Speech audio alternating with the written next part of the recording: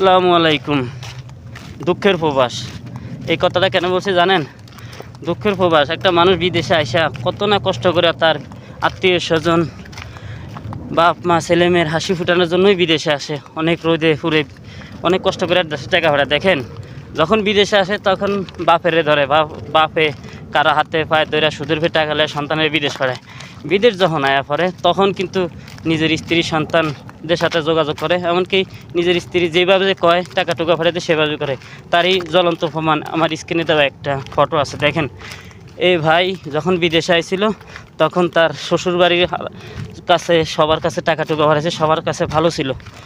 যখন সে দেশে গেছে শ্বশুরবাড়ির মানুষ টাকা টুকা খাইয়া তাকে কিন্তু রাস্তায় ফালিয়ে দিছে। তাই যারা এখনও বিদেশে আসেন, এমন আসবেন, সবাই একটু চিন্তা ভাবনা করে শ্বশুরবাড়িটা করেন। বাপ মা যতই খারাপ হোক না কেন, আপনার জন্য আপনার বাপ মা অনেক ভালো। আসসালামু আলাইকুম। দুঃখের প্রবাস, এই কথাটা কেন বলছি জানেন? দুঃখের প্রবাস, একটা মানুষ বিদেশে আইসা কত না কষ্ট করে তার আত্মীয় স্বজন, বাপ মা ছেলেমেয়ের হাসি ফুটানোর জন্যই বিদেশে আসে। অনেক রোদে পুড়ে অনেক কষ্ট করে দেশে টাকা ভাড়া দেখেন। যখন বিদেশে আসে তখন বাপেরে ধরে, বাপে কারা হাতে পায়ে ধরে সুদের ফে টাকা নেয়, সন্তানের বিদেশ পাঠায়। বিদেশ যখন আয়া পড়ে তখন কিন্তু নিজের স্ত্রী সন্তানদের সাথে যোগাযোগ করে, এমনকি নিজের স্ত্রী যেভাবে কয় টাকা টুকা ফেরাতে সেভাবে করে। তারই জ্বলন্ত প্রমাণ আমার স্ক্রিনে দেওয়া একটা ফটো আছে, দেখেন।